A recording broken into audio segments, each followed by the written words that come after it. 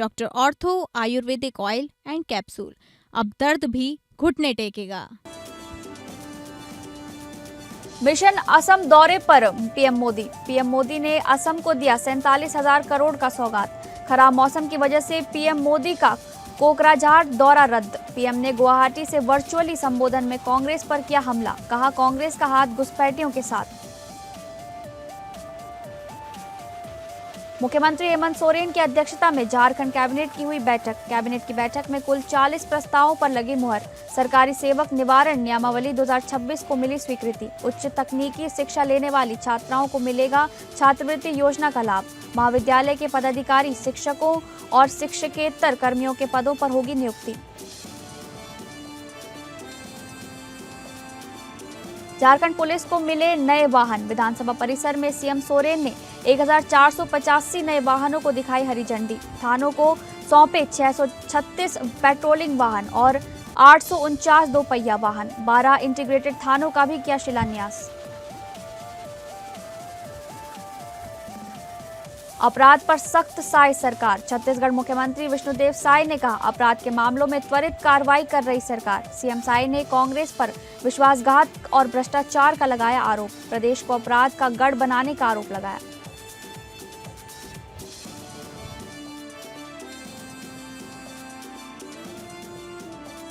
नमस्कार, आप सभी का स्वागत है इस बुलेटिन में। मैं हूं आपके साथ शालिनी राणा। शुरुआत करेंगे बुलेटिन की। प्रधानमंत्री नरेंद्र मोदी आज से 2 दिन के असम दौरे पर हैं। ये उनका 4 महीनों में चौथा असम दौरा है। इस दौरान वे कई परियोजनाओं का शुभारंभ करने वाले हैं। प्रधानमंत्री नरेंद्र मोदी 2 दिवसीय दौरे पर हैं, जहां वो गुवाहाटी पहुंच गए हैं। खराब मौसम के कारण उनका कोकराझार दौरा रद्द हो गया है। वहां की परियोजनाओं का वर्चुअली उन्होंने उद्घाटन किया। प्रधानमंत्री का आज कोकराझार जाने का कार्यक्रम तय था, लेकिन अब उसे रद्द कर दिया गया है। अधिकारियों के मुताबिक इलाके में खराब मौसम की स्थिति को देखते हुए ये फैसला लिया गया। कांग्रेस पर करारा हमला करते हुए मोदी ने कहा, कांग्रेस का एक और बड़ा पाप है जो देश के लिए खतरा है, जिसने रोटी, बेटी, माटी और तीनों की सुरक्षा को खतरे में डाला है। कांग्रेस का हाथ घुसपैठियों के साथ है। असम में होने वाले विधानसभा चुनाव से पहले प्रधानमंत्री का ये दौरा काफ़ी अहम माना जा रहा है। पिछले 4 महीनों में ये उनकी चौथी असम यात्रा है। इस यात्रा के दौरान वे राज्य में 47,600 करोड़ रुपए की विकास परियोजनाओं की सौगात दे रहे हैं। पीएम के कोकराझार का कार्यक्रम रद्द होने की वजह से वे असम माला 3.0 योजना की शुरुआत वर्चुअली कर रहे हैं। इस योजना के तहत 900 किलोमीटर से ज़्यादा लंबी सड़कों का निर्माण होगा, जिससे राज्यों के बीच संपर्क बेहतर होगा। साथ ही पीएम मोदी बोडोलैंड क्षेत्र में 4 फ्लाईओवर और 2 पुलों की आधारशिला भी रखेंगे। प्रधानमंत्री रेलवे के ढांचे को मजबूत करने के लिए बांसबारी में एक वर्कशॉप की नींव भी रख रहे हैं। इसके अलावा 3 नई ट्रेनों Kamakhya Charlapalli Amrit Bharat express, Guwahati new Jalpaiguri express और नारंगी अगरतला एक्सप्रेस को हरी झंडी दिखाकर रवाना कर रहे हैं। किसानों के लिए भी बड़ी खबर है। यहीं प्रधानमंत्री देश के 9.3 करोड़ से अधिक किसानों के लिए पीएम किसान योजना की 22वीं किश्त जारी करेंगे। शनिवार को प्रधानमंत्री कामाख्या मंदिर के लिए रोपवे परियोजना की भी नींव रखेंगे और गुवाहाटी में पीएम एकता मॉल का उद्घाटन करेंगे। इसके बाद वे सिलचर के लिए रवाना होंगे, जहां वे करीब 23,550 करोड़ रुपए की योजनाओं की शुरुआत करेंगे।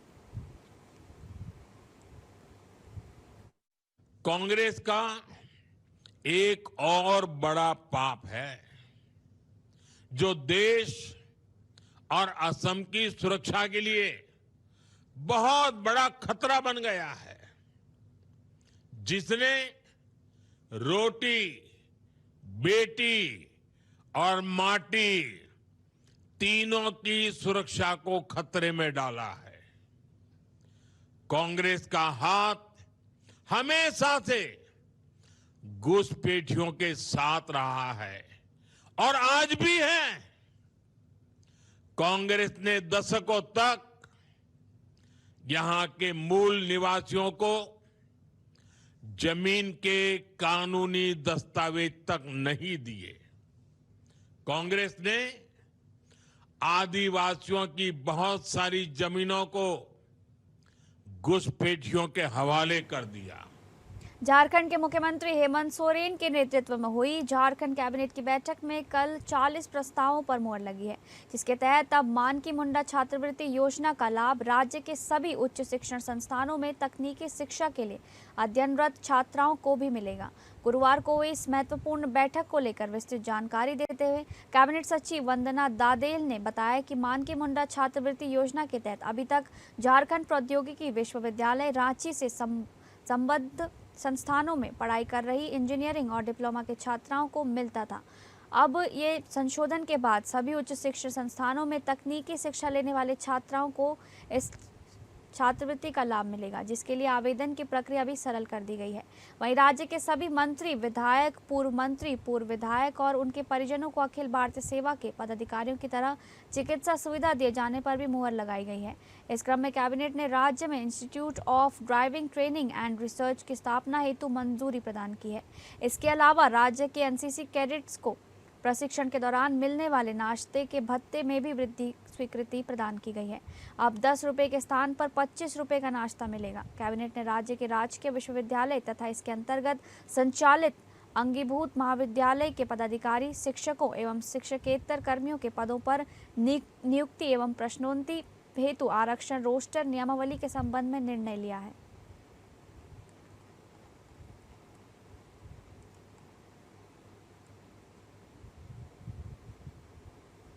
झारखंड के सभी थानों में अब जर्जर गाड़ियों की जगह पर नए चमचमाते बुलेरो दिखाई देंगे, जिसका आगाज करते हुए राज्य के मुख्यमंत्री हेमंत सोरेन ने आज सभी जिला इकाइयों के लिए 636 पेट्रोलिंग वाहन और 849 दो पहिया वाहन यानी कुल 1485 वाहनों को हरी झंडी दिखाई और उन्हें सभी जिलों के थाने के लिए रवाना किया। तो वहीं रांची से अत्याधुनिक 12 नए इंटीग्रेटेड थानों का भी आज ऑनलाइन शिलान्यास किया गया। इन इंटीग्रेटेड थानों के निर्माण के बाद एक ही बिल्डिंग में साइबर थाना, STSC थाना, AHTU थाना व महिला थाना का संचालन होगा। ना ही कोई सुराग, लेकिन पुलिस की तत्परता और एक ईमानदार प्रयास से उस बच्चे को भी ढूंढा गया और उसके पीछे कार्य करने वाले अंतर्राज्य गिरोहों का भी पर्दाफाश। तो इस प्रकार निरंतर कई घटनाएं देखेंगे जहां पुलिस ने बड़ी उपलब्धियां हासिल की। आज राज्य के ही अंदर नहीं बल्कि राज्य के बाहर से भी अपराधियों को खोज के लाया जाता है और उन्हें सजा भी दिया जाता है। लेकिन मैं इस बीच ये भी कहना चाहूंगा कि पुलिस की जो जिम्मेवारी है उसे हर हाल में वो जिम्मेवारियों का निर्वहन करना पड़ेगा। झारखंड की प्रशासनिक व्यवस्था को सुदृढ़ और व्यवस्थित करने के लिए झारखंड पुलिस को जर्जर गाड़ियों से मुक्ति दिलाने के लिए आखिरकार राज्य के मुख्यमंत्री हेमंत सोरेन अपने हाथों से हरी झंडी दिखाकर 636 गाड़ियों को रवाना कर चुके हैं। रांची समेत सभी जिलों के थाने के लिए ये जो गाड़ियां हैं आधुनिक सेवाओं से गत गाड़ियां हैं, जिसे लेकर अभी भी आप देख सकते हैं नजारा विधानसभा परिसर में तमाम जो जिले हैं यहाँ पे थाना के लिए ये गाड़ी बुलाया गया है। यहाँ पर होंगे, आपको जानकारी देना चाहेंगे इसे लेकर जो जिले पर आवंटित की गई अगर गाड़ियां हैं तो वाहनों की विवरणी जो की गई है, इसके लिए बोकारो को 39 और 45 महिंद्रा बोलेरो B6 दी गई है, आवंटित की गई है। TVS अपाचे 53, चाईबासा को 40 महिंद्रा बोलेरो और 47 TVS अपाचे दी गई है। छपरा के लिए 19 आवंटित की गई है महिंद्रा बोलेरो और TVS अपाचे 22 है। और देवघर के लिए धनबाद, दुमका, गढ़वा, गिरिडीह, गोड्डा, गुमला, हजारीबाग, जमशेदपुर, जामताड़ा, खूंटी, कोडरमा, लातेहार, लोहरदगा, पाकुड़, पलामू, रामगढ़, रांची, साहिबगंज, सरायकेला, खरसावा, सिमडेगा, XQRT झारखंड, इन सभी जगहों के लिए, इन सभी जिलों के लिए जो आवंटित वाहने हैं उनकी विवरणी की जाए तो कहीं पर 40, कहीं पर 20, कहीं 28, तो कहीं 30, कहीं 51 आसपास की बुलेरो महिंद्रा आवंटित की गई है। और वहीं तकरीबन 50, 40, 30 और 90-80 आसपास की संख्या, अलग अलग संख्या के साथ टीवीएस अपाची की आवंटन की गई है। कुल अगर बात की जाए तो 636 जो है महिंद्रा बोलेरो V6 की संख्या है जो आवंटित की गई है, और 849 टीवीएस अपाची है जो कि पहली बार में आवंटित की गई है। ये पहले चरण में आवंटित महिंद्रा बोलेरो और टीवीएस अपाची की संख्या हमने आपको बताई है। दूसरे चरण में फिर राज्य सरकार और सैकड़ों की तादाद में नए वाहन आवंटित करेगी और उसे हर होती दिखाई। फिलहाल एपीएन न्यूज से मैं तृप्ति रांची से, नमस्कार। झारखंड विधानसभा में सत्र का 13वां दिन भारी हंगामे के साथ शुरू हुआ। एलपीजी गैस सिलेंडर और तेल को लेकर सत्ता पक्ष के विधायकों ने पोर्टिको पहुंचकर केंद्र सरकार के खिलाफ जमकर प्रदर्शन किया। इस दौरान स्वास्थ्य मंत्री को रिक्शा चलाकर सदन में धरना देते हुए देखा गया, तो वहीं विपक्ष के नेताओं ने भी इस मुद्दे पर खुलकर पलटवार किया। विपक्ष के विधायकों ने राज्य सरकार के खिलाफ छात्रवृत्ति सहित कई ज्वलंत मुद्दों को लेकर विधानसभा पोर्टिको में हंगामा किया। गैस को लेकर के और पेट्रोल को लेकर के लाइन में लगे हुए हैं। आज भारतीय जनता पार्टी के कार्यकर्ता से भी और देश के प्रधानमंत्री से भी लोग, भारत की जनता पूछना चाहते हैं कि हमको हर हाल में पेट्रोल चाहिए, हमको हर हाल में गैस चाहिए। आप गैस उपलब्ध कराओ। अगर गैस उपलब्ध नहीं करा पा रहे हो तो गद्दी छोड़ो और देश को बेचना और देश को बर्बाद करना बंद करो। ये ट्रम्प से तब जाके हम लोग तेल खरीदेंगे।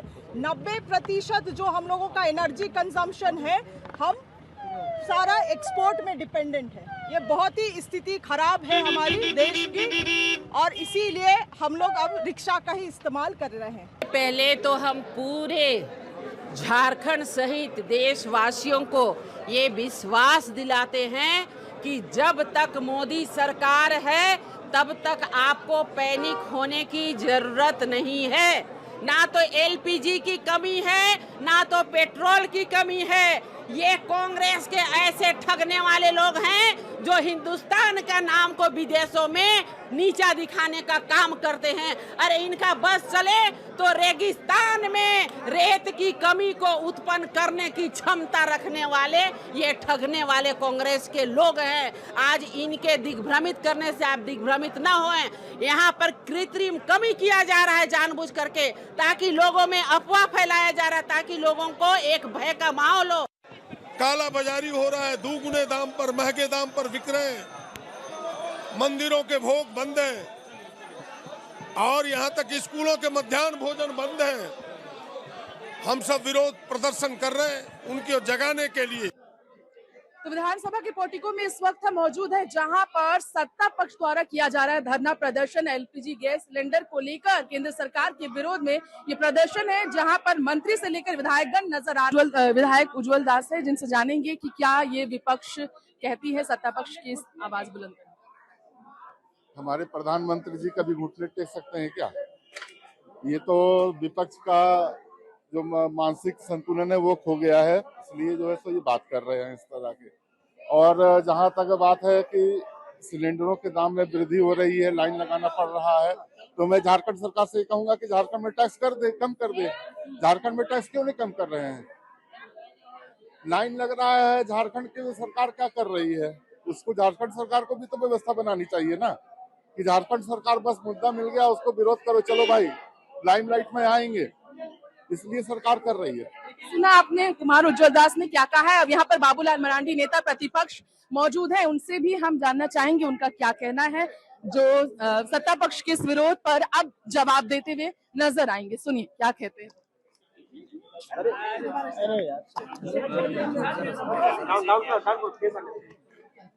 और इसके बाद भी क्योंकि इन लोगों को शौक है, इन लोगों ने कभी देखा ही नहीं था कि इस प्रकार की भी कोई व्यवस्था हो सकती है। जब पूरी दुनिया में आप देख रहे हैं दुनिया के बहुत बड़े हिस्सों में युद्ध चल रहा है, और उस संकट की घड़ी में कांग्रेस पार्टी को, अपोजिशन को देश के साथ खड़ा रहना चाहिए, लेकिन इन लोग अराजकता की स्थिति पैदा करने में लगे हो। तो सुना आपने नेता प्रतिपक्ष बाबूलाल मरांडी का ये बयान जो हमने आपको सुनाया है। सत्ता पक्ष के तरफ से उठाए गए विरोध प्रदर्शन पर नेता प्रतिपक्ष ने जवाब दिया है। हम आपको एक बार फिर दिखाना चाहेंगे। अभी भी यहाँ पर पोस्टर लिए तमाम नेता नजर आ रहे हैं, विधायक भी नजर आ रहे हैं, जो अब पोर्टिको पर इस प्रदर्शन को थामते हुए देखा जाएगा। अब देखने वाली बात यह होगी कि सत्र में भीतर किस तरीके का हंगामा होता है, सत्र के भीतर ये विरोध प्रदर्शन क्या रूप लेती है, ये देखने वाली बात होगी, क्योंकि इस बार विपक्ष नहीं सत्ता पक्ष धरने पर नजर आ रहे हैं, पूरी तरह से जोश में है। जो एलपीजी गैस को लेकर झारखंड में किल्लत की स्थिति है, उस पर आवाज बुलंद कर रहे हैं, केंद्र सरकार के विरोध अपनी नाराजगी व्यक्त करते नजर आ रहे हैं। फिलहाल सहयोगी दीपक के साथ एपीएन न्यूज से मैं भराड़ीसैंण उत्तराखंड विधानसभा में बजट सत्र के 5वें दिन एलपीजी पर हंगामा हुआ। सीएम धामी सहित मंत्री विधायक सदन में पहुंच गए हैं। सत्र की शुरुआत हुई, वहीं रसोई गैस को लेकर कांग्रेसी विधानसभा की सीढ़ियों पर बैठकर धरना दे रहे थे। विधानसभा सत्र के चौथे दिन बृहस्पतिवार को भी सदन में एलपीजी आपूर्ति के मुद्दे पर हंगामा हुआ था। विधानसभा अध्यक्ष ऋतु खंडूरी ने पीठ से सरकार को एलपीजी की कालाबाजारी रोकने के लिए सख्त कार्रवाई के आदेश दिए थे। सदन में चर्चा न करने का आरोप लगा, विपक्ष ने विरोध किया। इससे सदन की कार्यवाही 45 मिनट तक स्थगित रही। नेता प्रतिपक्ष यशपाल आर्या, कांग्रेस विधायक प्रीतम सिंह ने नियम 310 पर प्रदेश में गैस सिलेंडरों की कालाबाजारी और जमाखोरी का मुद्दा उठाया, जिस पर अध्यक्ष ने इस सूचना को नियम 58 में भोजनावकाश के बाद सुनने का निश्चय दिया। 3 बजे सत्र शुरू होने पर संसदीय कार्य मंत्री सुबोध उनियाल ने कहा, एलपीजी की आपूर्ति केंद्र सरकार का विषय है, लिहाजा इस पर सदन में चर्चा नहीं की जा सकती। अंतर्राष्ट्रीय स्तर पर वर्तमान में जिस तरह की परिस्थिति है, उससे केंद्र सरकार ने व्यावसायिक गैस सिलेंडरों की आपूर्ति पर रोक लगाई है। घरेलू एलपीजी गैस की कोई कमी नहीं है। देखिए, अफवाहों पर हम सख्ती से काम कर रहे हैं और उत्तराखंड में कहीं पर भी कोई ऐसी दिक्कत नहीं है। सभी स्थितियों पर पूरी तरह से नज़र बनाए हुए हैं और कल मुख्य सचिव को मैंने निर्देश किया था, मैंने उनसे कहा था कि सारी समीक्षा पूरे राज्य की कर लें। कहीं पर भी कोई दिक्कत अभी नहीं है और आगे भी हम लोग भविष्य की दृष्टि से भी सभी पहलुओं पर ध्यान करते हुए लोगों को असुविधा न हो, कालाबाजारी न हो, किसी प्रकार से लोगों को दिक्कत का सामना न करना पड़े, उन सब पर काम कर रहे हैं। नहीं, जो भी चूंकि चुनौती केवल एक राज्य की और एक देश की नहीं है, पूरे विश्व की एक ये समस्या है, लेकिन भारत सरकार के स्तर पर पूरी तरह से इस पर ठीक प्रकार से वहाँ पर काम हो रहा है, सभी व्यवस्थाएं सुनिश्चित की जा रही है। नवी मुंबई के पाम बीच मार्ग पर लगाए जा रहे अवैध लोहे की कमानों और डिजिटल विज्ञापन बोर्डों को लेकर मामला गर्मा गया है। भाजपा विधायक मंदा महात्रे ने मुंबई में चल रहे बजट सत्र के दौरान विधानसभा में ध्यानाकर्षण प्रस्ताव के माध्यम से सरकार का ध्यान इस मुद्दे की ओर आकर्षित किया था। इसके बाद आज उन्होंने संबंधित स्थान का दौरा कर स्थिति का जायजा लिया और अधिकारियों को आवश्यक निर्देश दिए। कल मैंने सभागृह में लक्ष्यवेदी रखी थी कि पाम बीच पर इतना बड़ा ये पिन नेकलेस है, हमारी शान है नवी मुंबई के। उस पाम बीच पर जगह जगह पर होल्डिंग लगाकर अपनी ऐड करना चाहते हैं लोग। 1, 2 जगह 3 जगह कमानी लगाई है और कमानी पे एलईडी लगाकर ये आगे का काम कर रहे हैं। मेरा इसको ऑब्जेक्शन है। ये कमानी जो लगाई है वो कभी भी गिर सकती है। उसके बाजू में हाईमैक्स है, साइड में सब होल्डिंग है, फिर ये कमानी की क्या ज़रूरत है। कमानी में जब एलईडी लगेगी, उस एलईडी में जो पिक्चर चलेगा, उसमें जो ड्राइविंग करते हैं उनका लक्ष्य विचलित हो सकता है, उससे बहुत बड़ा अपघात हो सकता है और इस अपघात होना नहीं चाहिए। और इसके इस रोड पे ये लगाने की कोई ज़रूरत नहीं है। किसको पूछ के ये लोग ने किया, हम आमदार होकर उनको मालूम नहीं। अगली खबर रायपुर से है, जहां प्रदेश में अवैध रूप से अफीम की खेती के मामले सामने आने के बाद मुख्यमंत्री विष्णुदेव साय ने कड़ा रुख अपनाया है। मुख्यमंत्री ने सभी जिलों के कलेक्टरों को निर्देश दिए हैं कि अपने अपने जिलों में संभावित क्षेत्रों का व्यापक सर्वे कराया जाए और ये सुनिश्चित किया जाए कि कहीं भी अवैध रूप से अफीम की खेती न हो रही हो। आज छत्तीसगढ़ के लिए और विशेषकर बिजली के जो उपभोक्ता हैं उनके लिए बड़ा सौभाग्य का दिन है कि आज हम लोग मुख्यमंत्री बिजली बिल भुगतान समाधान योजना का शुभारंभ किए हैं। कोरोना के कारण या किसी भी कारण बहुत से लोग अपना बिजली का बिल पटा नहीं पाए थे और लंबे समय से नहीं पटाने के कारण राशि बहुत बड़ी हो गई थी और उनको बड़ा मुश्किल हो रहा था। इसलिए सरकार ने निर्णय लिया और इस योजना का आज शुभारंभ हुआ है। छत्तीसगढ़ में अफीम की खेती को लेकर पूर्व मुख्यमंत्री भूपेश बघेल के आरोपों पर संसदीय कार्य मंत्री केदार कश्यप ने पलटवार किया है। उन्होंने कहा कि बीजेपी की सरकार के मामले सामने आते ही तुरंत कार्रवाई होती है। दुर्ग जिले में अवैध खेती के मामले सामने आते ही प्रशासन ने तत्काल कदम उठाया।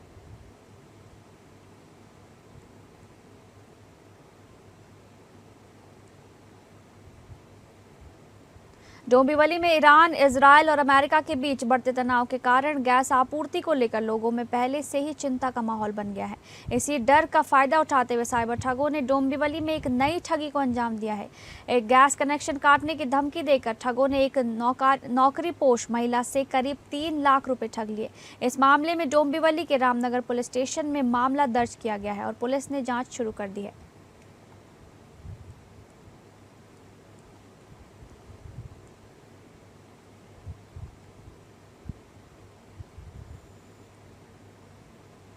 धर्मनगरी अयोध्या इस बार हिंदू नववर्ष का पहला दिन पूरी भव्यता और आध्यात्मिक माहौल में मनाने के लिए तैयार है। हिंदू नववर्ष के स्वागत को लेकर पूरे शहर में तैयारियां जोरों शोरों पर चल रही हैं। इस अवसर पर रामनगरी में विशेष धार्मिक आयोजनों की श्रृंखला होगी, जिसमें रामकोट की पारंपरिक परिक्रमा मुख्य आकर्षण का केंद्र रहेगी।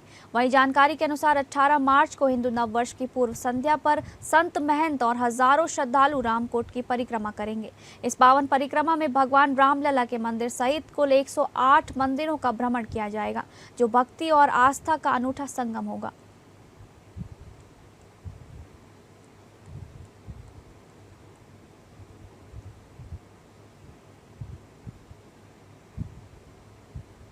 अमेरिका, इजराइल और ईरान जंग का 14वां दिन है। अमेरिकी सेंट्रल कमांड के मुताबिक विमान में सवार 6 क्रू मेंबर्स में से 4 की मौत हो गई है, जबकि 2 अभी भी लापता बताए जा रहे हैं और उनकी तलाश जारी है। अधिकारियों के मुताबिक ये विमान एक ऑपरेशन के दौरान दुर्घटनाग्रस्त हुआ। उस समय मिशन के में दूसरा अमेरिकी टैंकर विमान भी शामिल था। जयशंकर ने ईरान जंग शुरू होने के बाद ईरान के विदेश मंत्री अब्बास अरागची से चौथी बार फोन पर बात की है। दोनों नेताओं के बीच ये बातचीत मिडिल ईस्ट में बढ़ते तनाव के मुद्दे पर हुई। अरागची ने कहा कि अमेरिका और इजराइल की कार्रवाई से इलाके में तनाव बढ़ा है। उन्होंने कहा कि ईरान की सरकार जनता और सेना हमलों के खिलाफ अपना बचाव करने के लिए तैयार है। अरागची ने यह भी कहा कि अंतर्राष्ट्रीय संगठनों को ईरान पर हुए हमलों की निंदा करनी चाहिए। उन्होंने ब्रिक्स जैसे मंचों से भी इस समय शांति और स्थिरता बनाए रखने में भूमिका निभाने की अपील की।